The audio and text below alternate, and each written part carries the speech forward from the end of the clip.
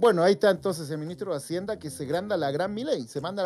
No hay plata para aumentar el subsidio eléctrico que tiene un costo de 120 millones de dólares.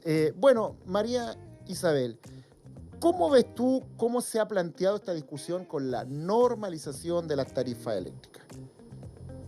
Bueno, yo creo que hay que partir desde el principio.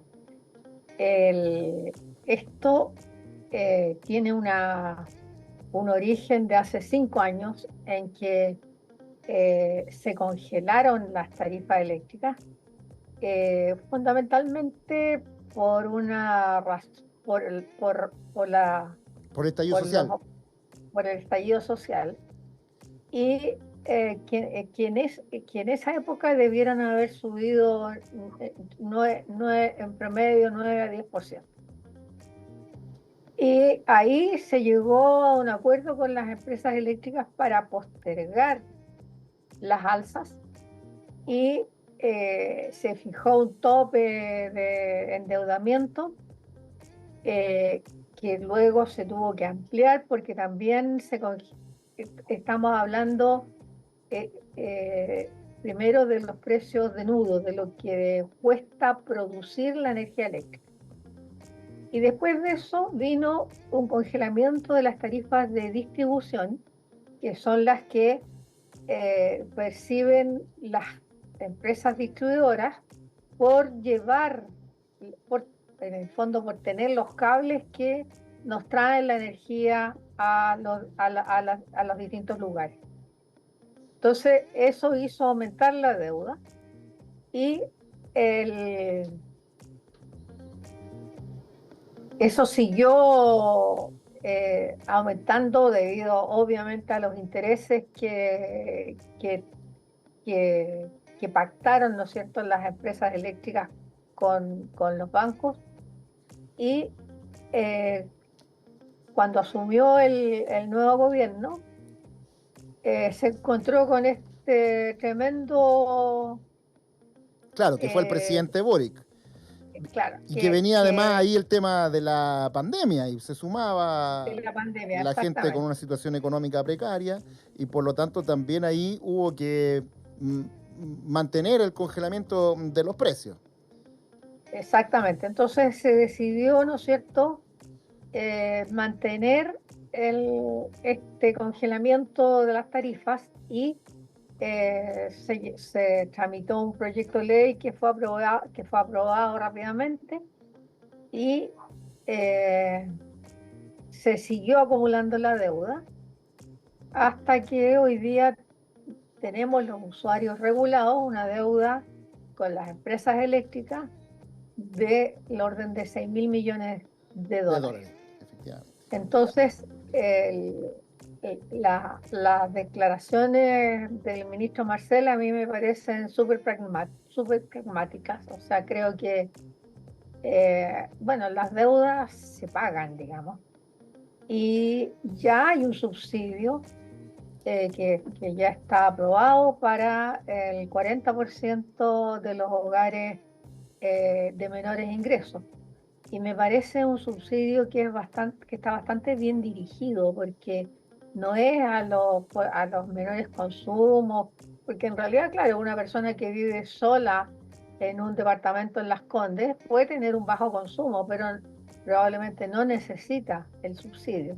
En cambio, ahora es un subsidio bastante focalizado, ¿no es cierto?, donde se postula y hay requisitos para que le sea otorgado. Entonces, me parece que está bien dirigido, digamos. Entonces, creo que es el, el- creo que ya era tiempo, ¿no es cierto?, de pagar esta deuda, de hacer un calendario y que tampoco, y me parece un poco injusto decir que al estilo Milei, porque la verdad es que aquí es bastante, es bastante par- eh, bien distribuido en el tiempo, digamos. O sea, en No Argentina de sopetón, fue paraguas, claro, claro, sí. de todo ya, paguemos todo y la verdad es que aquí es una cuestión que, claro,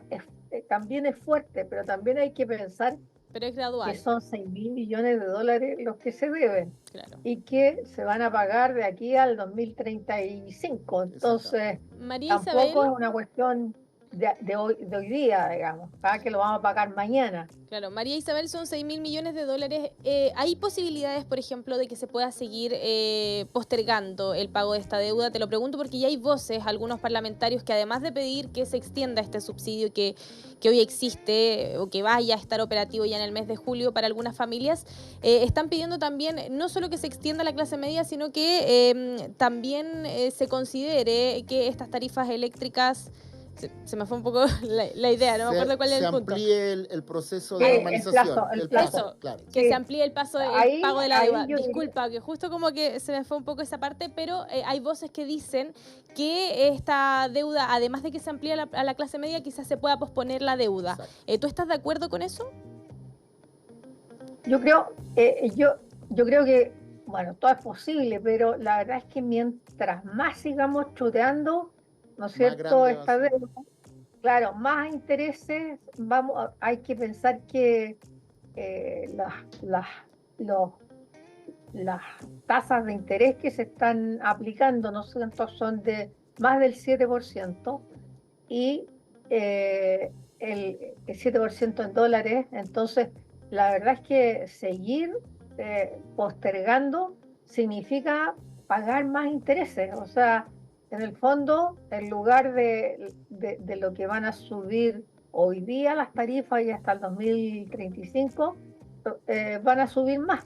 O sea, sería una pésima medida seguir extendiendo y alargando el pago de esta deuda. Sí, obviamente. O sea, en el fondo yo encuentro las deudas hay que pagarlas lo antes posible, en la medida que se pueda.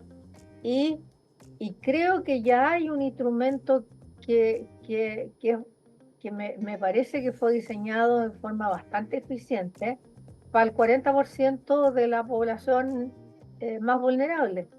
Sí, María Isabel, bueno, estamos conversando con María Isabel González, experta en temas de electricidad, de mercados eléctricos, fue secretaria ejecutiva de la Comisión Nacional de Energía a mediados de los años 90, siempre ha estado además metida en discusiones de energía, en todo lo que tiene que ver con discusiones de precios, tarifas, precios nudos, todo. María Isabel, quiero mostrar unas gráficas para que la gente vaya entendiendo. Algo de esto ya lo hemos hablado. Vamos con las claves para que la gente vaya entendiendo, porque todavía hay gente que no sabía que en julio comienza el proceso de normalización. Vamos con las tres claves para que la gente vaya entendiendo un poco. La alza de las tarifas, tres claves. Primero, a partir de julio entonces se empiezan a normalizar las tarifas eléctricas luego de estar casi 5 años congeladas. Eso es sumamente importante. Las cuentas de la luz, según los cálculos de la Comisión Nacional de Energía, van a subir hasta un 57% en los hogares y 39% en las empresas. Y ojo con las pequeñas y medianas empresas, Barbarita. Y por último, el gobierno, para paliar un poco esta situación, va a aplicar un subsidio al 40% de la población más vulnerable y de alguna forma va a hacer esta normalización en un tiempo bien prolongado de tiempo. Esa es una cosa. Vamos ahora a la otra lámina para explicar cómo llegamos a esto, porque esto también es importante. Y María Isabel González ya lo decía, pero es bueno recordarlo porque hay gente que no lo entiende.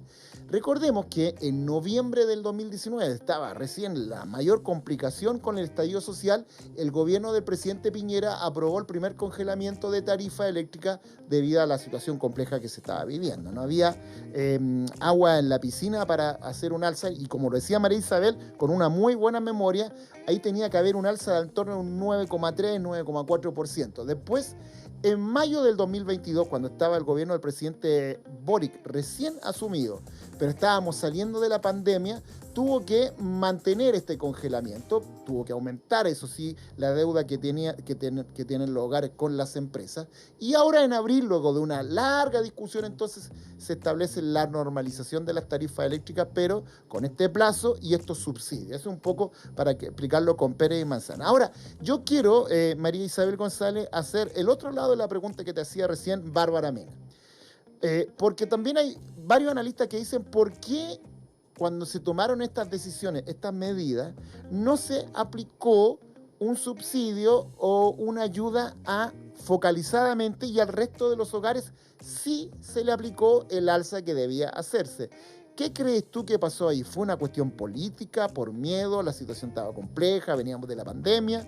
¿Qué pasó? ¿Por qué no haber dicho ya, ok, solo va a haber ayuda para los 40% de los hogares en ese momento y al otro empiecen a pagar?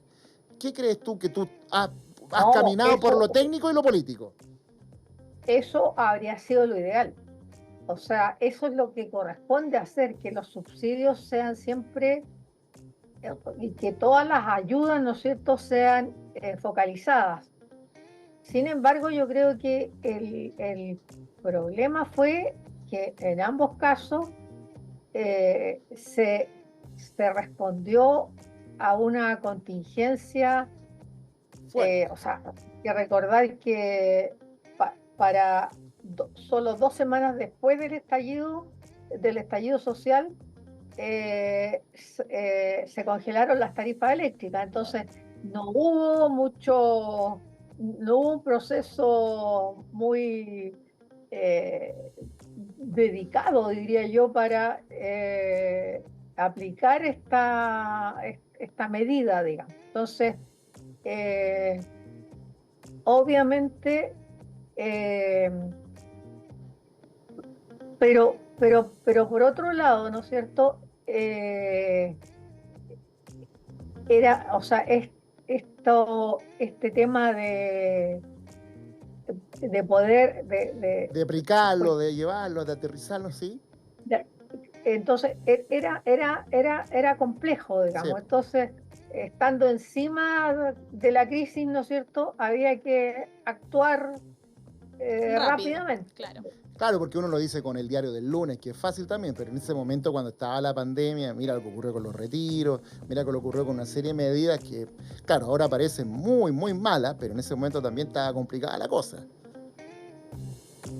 María Isabel, ¿y te parece bien, por ejemplo, las medidas que está tomando ahora el Ejecutivo con este proyecto también que salió del Congreso en el mes de abril, de poder entregar este subsidio y pagar de manera gradual también esta deuda que está acumulada para que no sea tan fuerte también y no impacte tan potente al bolsillo de la familia?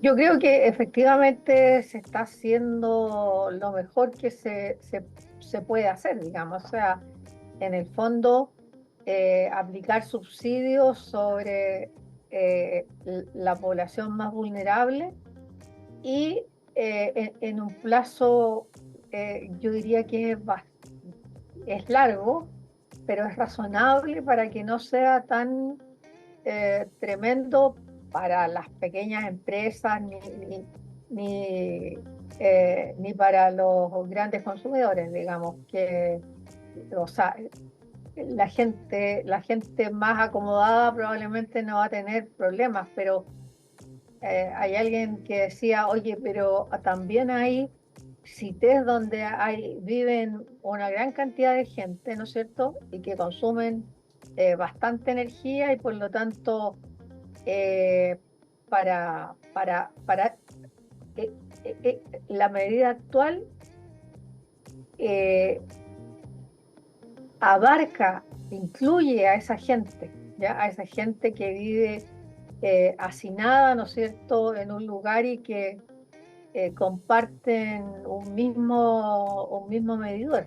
Entonces, a mí me parece que es lo mejor que se podía hacer, digamos. Sí. María Isabel, más allá de esta alza puntual que comienza ahora en julio, que es como una especie de resorte que ahora salta por 5 años de congelamiento de los precios, ¿qué ocurre con el mercado? ¿Qué pasó con las energías renovables que se suponía iban a ser en el más largo plazo más baratas? Nosotros hemos sido destacados como uno de los países del mundo con un mayor desarrollo de energías renovables, como por ejemplo la solar, qué sé yo, la maremotriz, la eólica. Todavía estamos con contratos caros, antiguos, con termoeléctrica a petróleo, a combustibles fósiles, y esos todavía no han vencido. ¿Qué es lo que ha pasado? ¿De por qué también los precios de producir electricidad siguen siendo altos?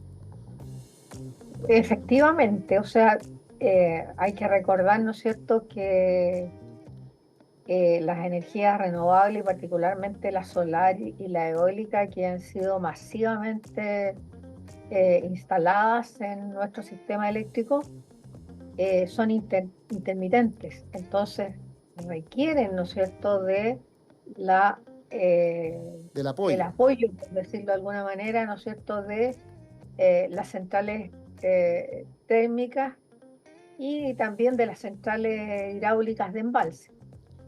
Eh, pero a eso hay que agregarle, ¿no es cierto?, que eh, o sea, muchos de los contratos que hoy día dan origen al precio, yo no diría al precio que estamos pagando, sino que al que deberíamos pagar, corresponden a contratos de hace 10 años atrás, porque estos contratos son a 15 años, Exacto. cuando todavía No estaba la no se veía, renovable, claro. claro, no se veía el efecto de las renovables, que aparte, ¿no es cierto?, han traído una, una suerte de competencia a este mercado que era eh, eh, tan pequeño, digamos. O Claro, sea, teníamos cuatro empresas eléctricas exactamente. y hoy día tenemos, Claro, había eh, poca competencia, efectivamente. claro, entonces, en el fondo, ese ha sido un gran aporte de las energías renovables, pero todavía necesitamos, mientras las baterías, ¿no es cierto?, para acumular energía no bajen de precio, todavía sigue siendo eh, necesario El apoyo de generar esta generar generadora. energía eléctrica con gas natural, con carbón, cada vez menos, pero con carbón, y también en algunas ocasiones con Con petróleo. petróleo, con diésel. Entonces, la verdad es que eh, es, es, es complejo el panorama para eh, predecir, ¿no es cierto?, ¿Qué es lo que va a pasar con cuándo, los precios? cuándo van a bajar los precios, porque, o sea, con todo esto de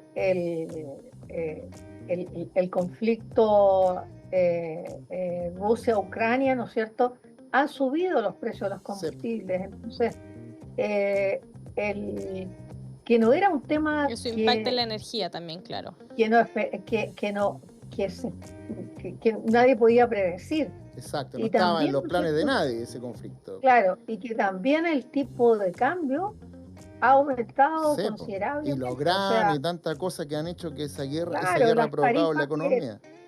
claro, entonces, Oye, la, María la- Isabel, bueno, la verdad es que ha sido un placer volver a conversar contigo. Te he entrevistado tantas igualmente. veces en tantas crisis eléctricas. Bueno, y ahora acá con Bárbara Mena ha sido muy agradable conversar contigo y que nos aterrice este tema, que es complejo, difícil, pero bueno, la gente nosotros esperamos que vaya entendiendo. Así que un gran abrazo, María Isabel González, ex secretaria ejecutiva de la CNE, actual gerente general de la empresa energética, conversando con nosotros. María Isabel, muchas gracias. Que esté muy Un bien, María abrazo, Isabel. Roberto, un abrazo, Bárbara, que Que te estén vaya muy muy bien. bien. Muchas gracias Igualmente. por la invitación. Muchas gracias. Bueno, ahí estaba la opinión, la voz, la mirada de una experta. Pero a la vuelta, Barbarita, vamos a tener la mirada política, porque esto Vamos también con está el teniendo conflicto coletazos político. políticos muy fuertes. Sí. Así que vamos a estar conversando con el diputado Jaime Araya. Ya volvemos.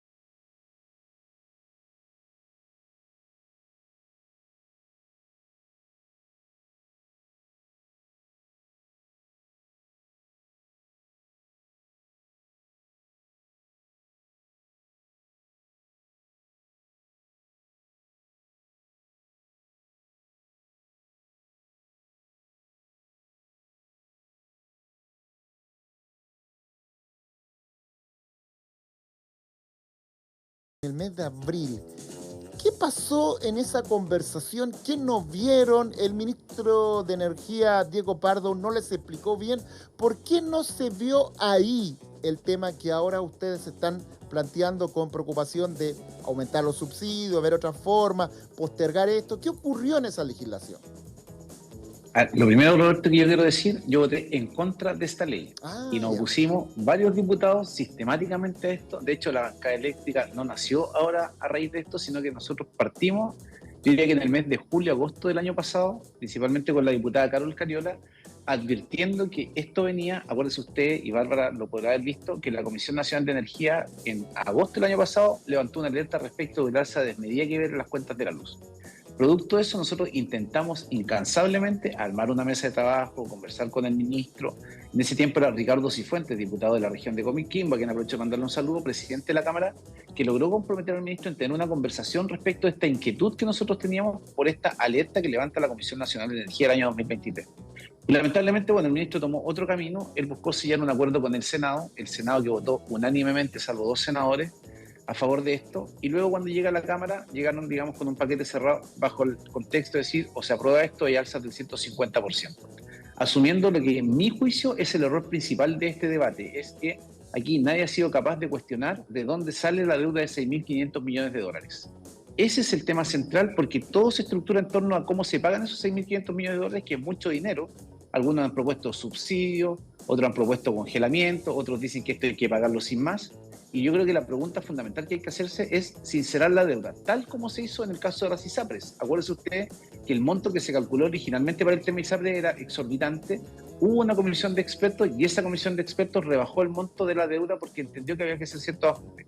¿Por qué yo digo que hay que cuestionar el monto? Por una cosa muy sencilla. Los contratos que se están cobrando actualmente, que partieron en el año 2005, son contratos de 20 años, muy largos, básicamente eran generadoras a carbón y petróleo.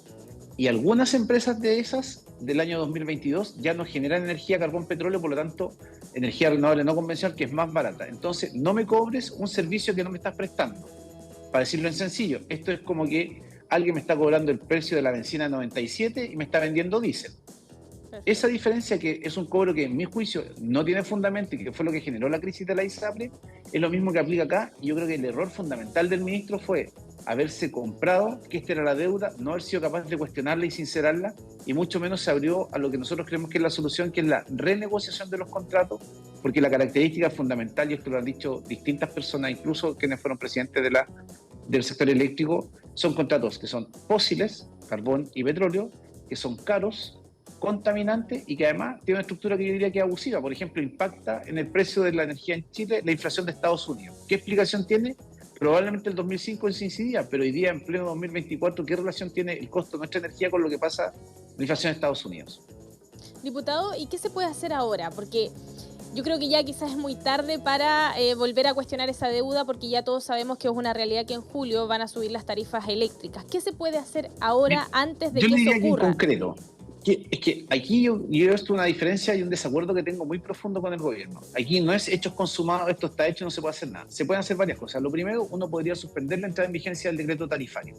Mientras el decreto no está vigente, no hay alza de tarifa. Y esa es la razón por la cual desde 2019 no hubo alza de tarifas, porque nunca entró en vigencia la modificación del decreto. O sea, tenemos todavía un par de días para que el ministro diga, ¿sabe qué? Lo suspendo nuevamente.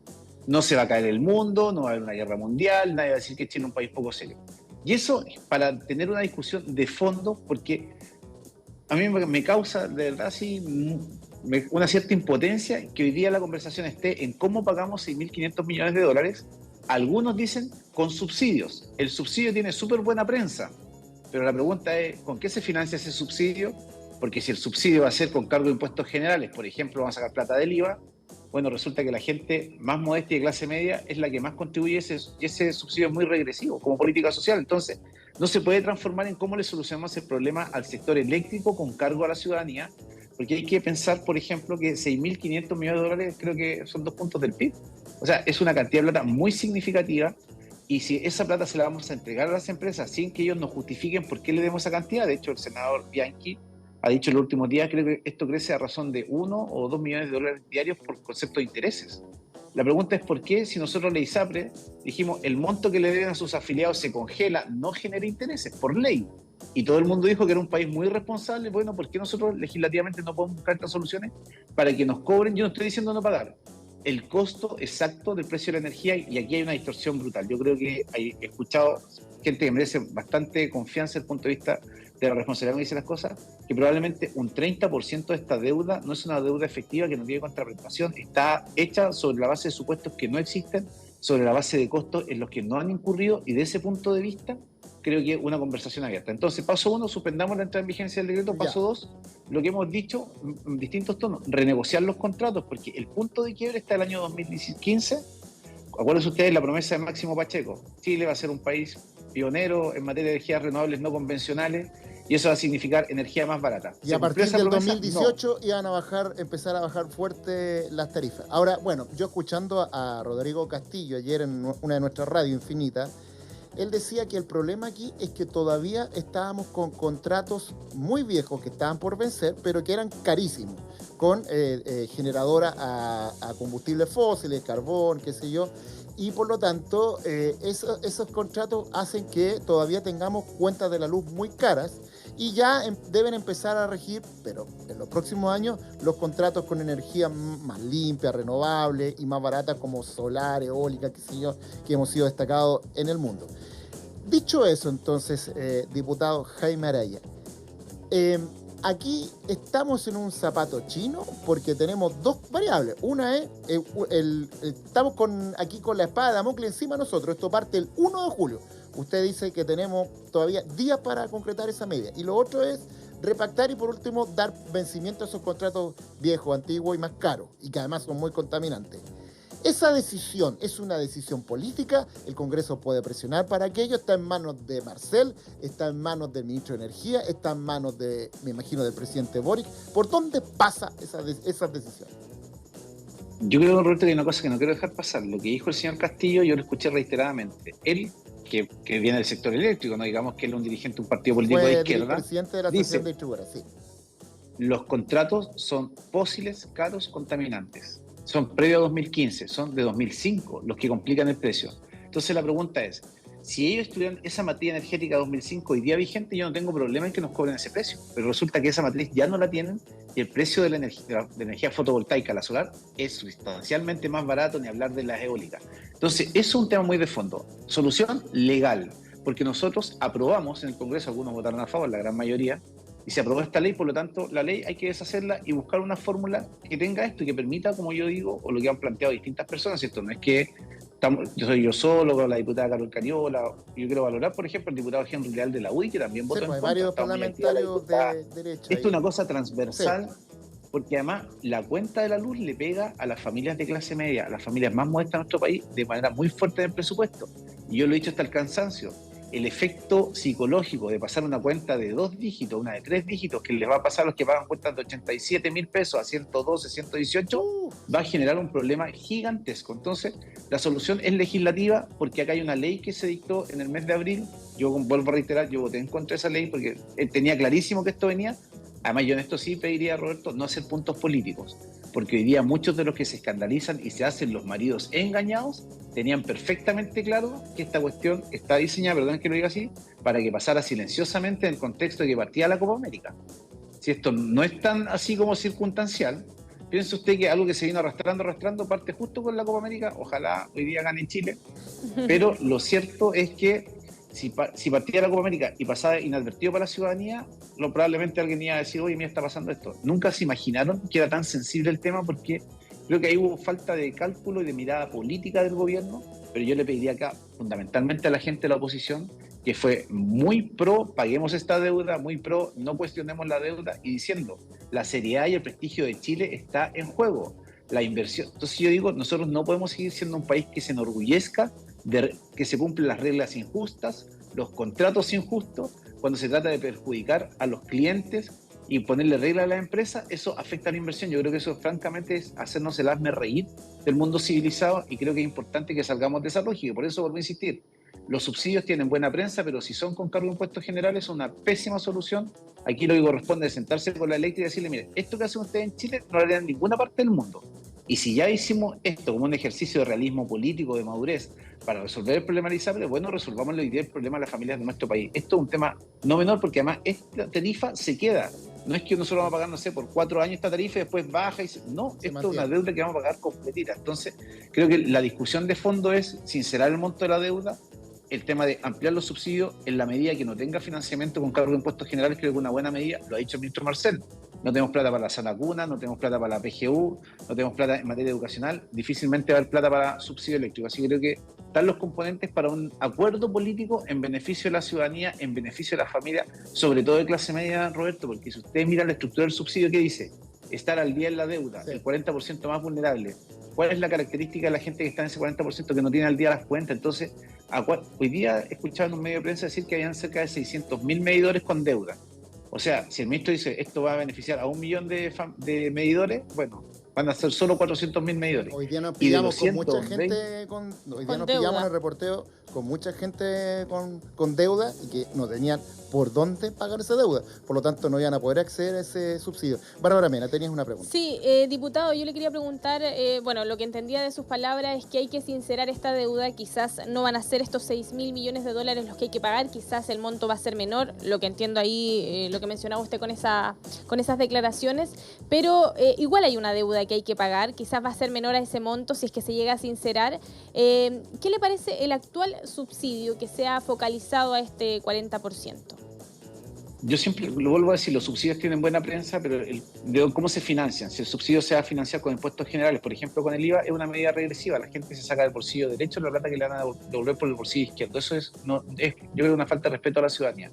Nosotros tenemos que buscar una fórmula de financiar ese subsidio que sea vía un impuesto específico, no sé, al carbón, al uso de esta energía más contaminante, que pueda gravar por vía de la renta a las maltas patrimonios de nuestro país, una fórmula de esa naturaleza para que efectivamente sea un beneficio social.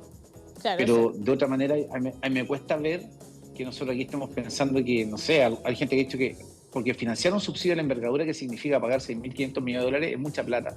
Entonces alguien podría pensar, ¿sabes qué? Medio punto transitorio del IVA por un tiempo. Bueno, eso lo paga la gente más modesta. Claro, si la gente más modesta le saldría la plata de un bolsillo y entraría por el otro, se le saldría por el otro, por lo tanto daría vuelta. Quiero poner un cuadrito, diputado, para explicarle a la gente lo que hay sobre la mesa, porque usted dice que habría que suspender la entrada del decreto tarifario y ver otras medidas, pero veamos, Maquita, pongamos lo que hay sobre la mesa, que es el subsidio, cómo es el subsidio del gobierno, para que usted lo entienda en su casa. Bueno, el alza de las tarifas eléctricas, Barbarito, usted que ha reporteado eso, delinee un poco cómo es. Claro, el subsidio eléctrico es un subsidio que va a ser focalizado, va a ser solo para el 40% de la población más vulnerable de nuestro país que esté en el registro social de hogares.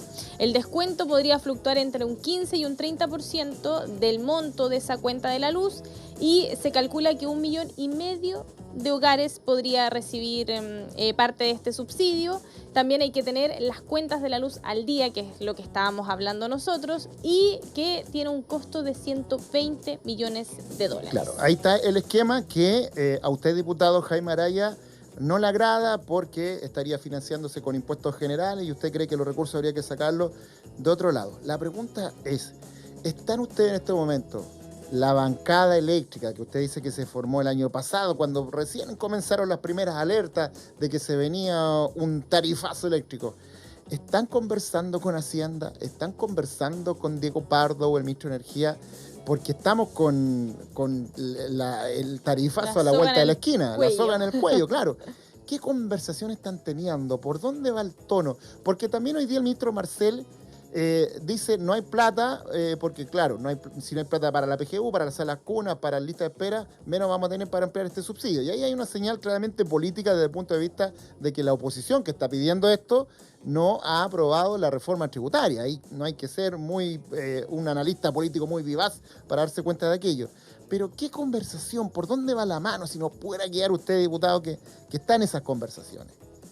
Mire, ahí de las cosas que se lograron, que eso sí hay que valorar la disposición del ministro, es que se logró en la ley instalar una mesa técnica. Esa mesa técnica es la Comisión de Minería de la Cámara, y ahí es donde se están haciendo las conversaciones. Ahora, yo en esto he sido bien insistente y a rato, yo imagino y humanamente lo entiendo y empatizo con los ministros que no querrán sentarse con uno que ha sido bien hostil en esta materia. Claro, sí.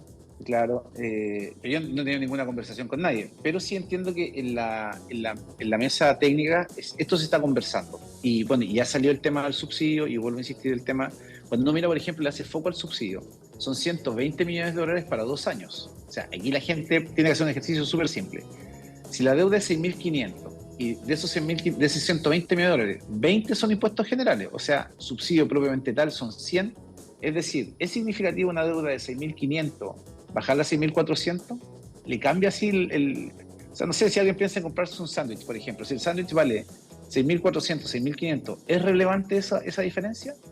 Yo creo que en general uno dice está como en la periferia, y cuando uno ve que esos son millones de dólares, se da cuenta que es mucha plata y que lo que está en subsidio es muy poco, por más que traten de decir que llega a muchas familias y en estos montos. Yo entiendo si esa es la tarea del gobierno, si esto es una buena solución, pero yo creo que en esto hay que ser sincero, porque la estrategia creo que es equivocada. La estrategia es, sinceremos el monto de la deuda, si es necesario subsidio, porque si este subsidio, piense usted, no alcanza a ser, ¿cuánto será? Ni siquiera el 10%. No sé, yo soy malo para las matemáticas, pero como un 0,7. Pero digamos que lo que sea, 5%. 5% más o menos. Y resulta que si yo tengo que bajar la deuda en un 25%, en un 20%, me conviene más que baje la deuda a que yo haga un subsidio.